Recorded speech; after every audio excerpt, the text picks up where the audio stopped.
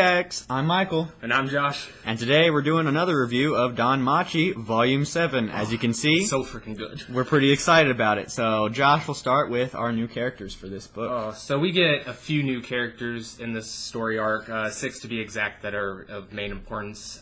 We got Haruheim, which is a prostitute in the pleasure quarters that becomes pretty well connected with Bell. No, not how you think, you dirty-minded. So then we get to I'll start with the goddesses after Haruheim. We have Ishtar, which is Haruheim's goddess. She is the basically leader of the pleasure quarters. She controls basically all of the main brothels in this district of the city, and she has a passionate hate towards Freya, which, to give you kind of a reminder of Freya, we've seen her at the ballroom scenes in the first season, and I think we get a mention of her in the last book, watching the war games. But she's basically the most powerful familia around. And going into some of the more higher level adventurers in Ishtar's family, we have Aisha and Prin, which Prin is the top one. She's level 5, and Isa is level 4. But they're about the second in command, and then probably the second command's top warrior. So and then we get. I'm not going to spoil too much here, but I just wanted to cover Otter, because that is Freya's top dog, go-to guy. And I won't say how powerful he is, but just know he wrecks a lot, and I already love him. Yeah, he's a pretty great character. Okay, so Michael's going to talk to you guys a little bit about the plot without going into any spoilers. So, Michael? Yeah, so just to talk about it generally, this book focuses on an area of the city that we really haven't seen before. It's the pleasure quarters. You have Hermes being a main part of basically pushing the plot forward with Bell in the very beginning.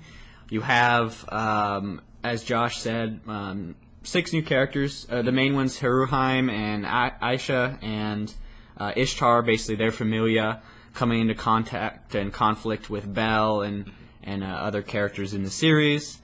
You do have a major plot point where Ishtar is plotting something that you'll find out later in the book that has kind of it's maybe one of the bigger plans that we've seen one of a god have for the city in general. And yeah, we have a couple really awesome chase scenes, action scenes, and without going into spoilers, that's about what I can go into. Again, we're going to see a new part of the city. It's going to be, there's not much in the dungeon in this book. It's mainly in, the city. I think out of the entire book, we only have not even a quarter of one chapter in the dungeon. Yeah, so you're going to be seeing, it's more of an introduction to more characters. Mm-hmm. A darker side to the city, a darker side to adventurers, and it's just a really good book at kind of expanding the universe. Yeah, we definitely the theme that was in the last book. You were introduced to the overall theme of that, and you're like, okay, this is getting a little bit darker, and then this book capitalizes on that theme, and you're like, dang. But I will say it doesn't feel like a rehash of the story. They put it in a way where it's similar, and you feel like this kind of thing could have happened, but it's a different branching of the possibilities, and it's on a bigger scale. So that's really interesting to see. And like Michael said, it takes place in a completely different part of the city that we haven't seen before, so it feels like a new location, even though it's not in a different city. So, but do you want me to start with some of my favorite moments here? Yeah, we can transition to our favorite moments, and we'll start with Josh. Well, man, there's several good things I like about this. The very beginning of this book is still probably one of my favorite parts, because the recruitment scene, it's you feel like you're going to get some more people in here, which technically is not off. I mean, we do get maybe a few people that join, his allies, but, at the very beginning when they're trying to recruit, I think it's 60 people, and then it's just oh, no, that's, not going to go in the direction you think, and that was just hilarious, and I loved it.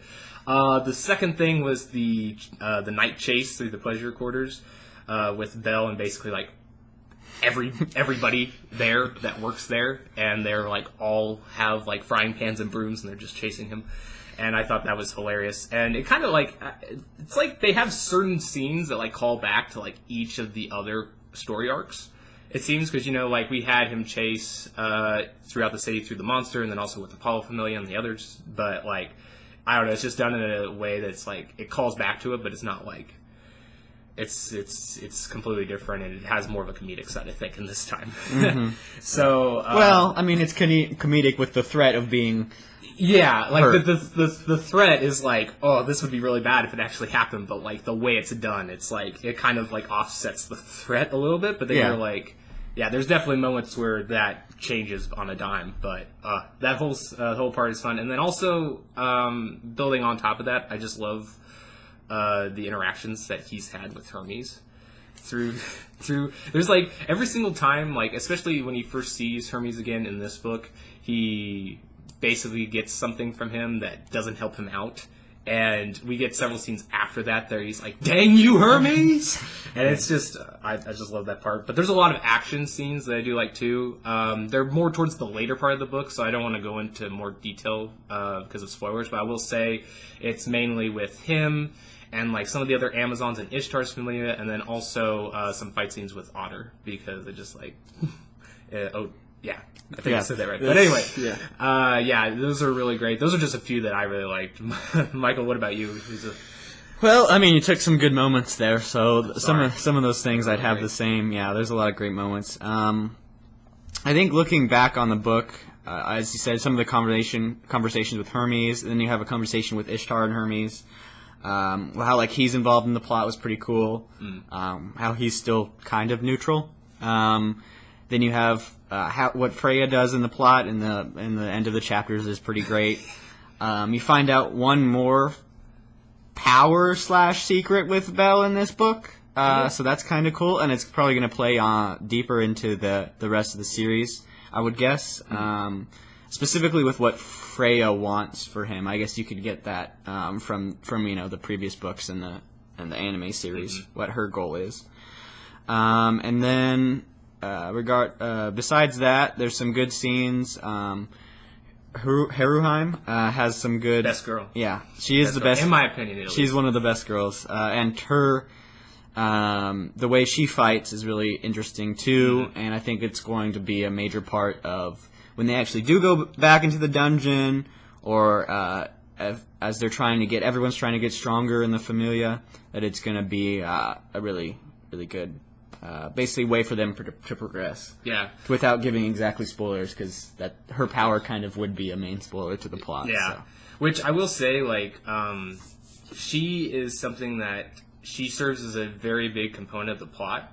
And when you first see kind of the direction they're wanting to go, you might think it's a little stereotypical, I guess, in terms of like stories. But and even though maybe at the core of it that's really true, I loved every minute of like seeing where she was going to end up at towards the end of the story, and how Belle was exactly going to end up interacting with her. I'm not a huge person in terms of like romance. I mean, I don't mind if like some like books or like movies have it, but I don't really get really invested in that kind of thing. But I will say like her character and like the way she interacts with Belle, like I really like that's something I wouldn't mind. Be like, yeah. Like I wouldn't mind if that's the one he chooses, but because she's just so adorable, she just has such an innocence to her, and it's really interesting because I think that pairs beautifully with Belle's character too. Yeah, and you get to see her backstory too, and how they relate. She relates to some other characters that they build up. So it's there's a lot of favorite moments, but those are just kind of some that I liked.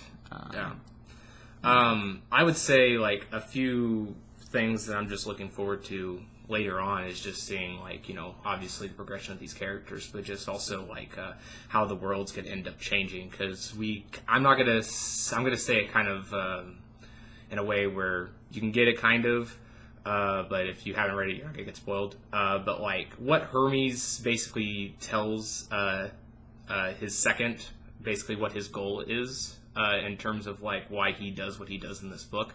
That's something that I'm really curious to see building on where that's going to go. I'd like to see what exactly he hopes to see from this, because there's a line he drops that like you kind of get a hint, but you're not entirely sure. So I'd really like to see how Belle plays into that plan, and then also like how the world will change because of it. but it's looking to be like an amazing game changer for future stories, future story arcs in the series. So that's just a couple of things I'm looking forward to. But Michael, what is your recommendation / rating for this book?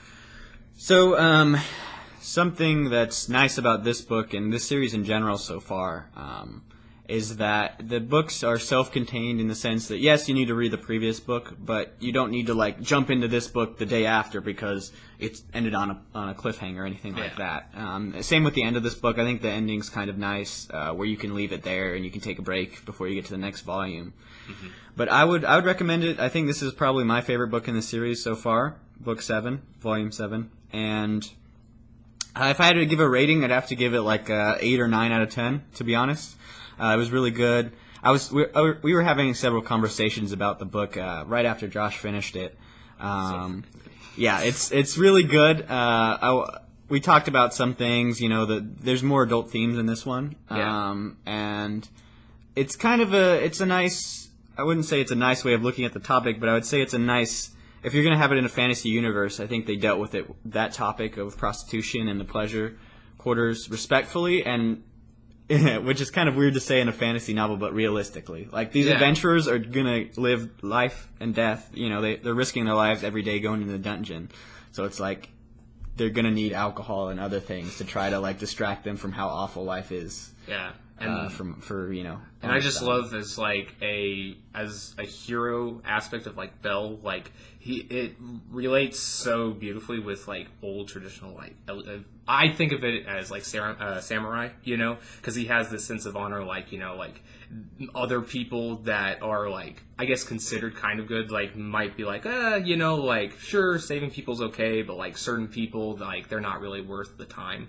But like he has a really honor sense, like hey, this is still like a human life, they still have matter, like even if they've gone through like something rough or like something that doesn't give them a respectable status, they are still worth like the time of day.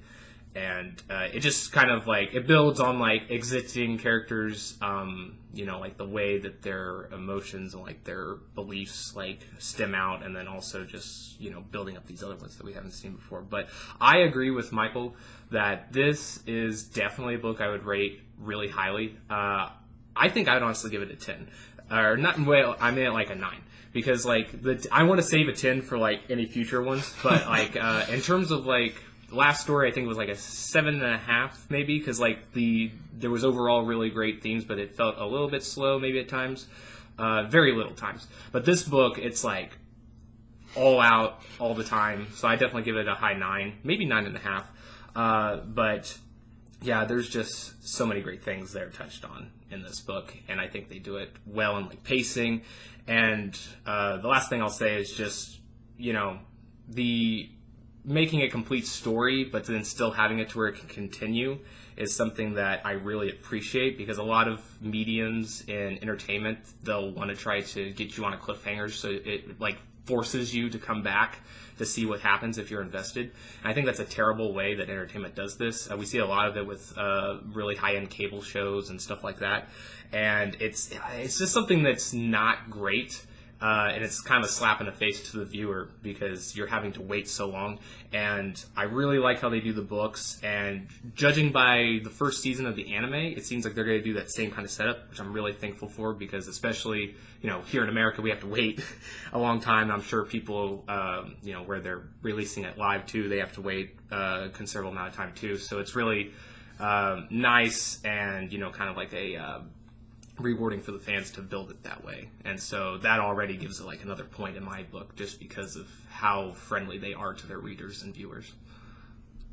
All right, well, that pretty much covers our review for Danmachi Volume 7. Yes. Stay tuned. As always, we'll be Addicts. We'll be reviewing more of this series, more anime. We have the Steins Gate review up. Yes, we do. We have our E3 coverage, as always, on the show, and we'll be reviewing more shows and more anime, and stay tuned. Stay tuned for all the content, and visit our website and everything we're doing. We'll see you soon, and we really enjoyed this book. Thank you. See you later, X. See you.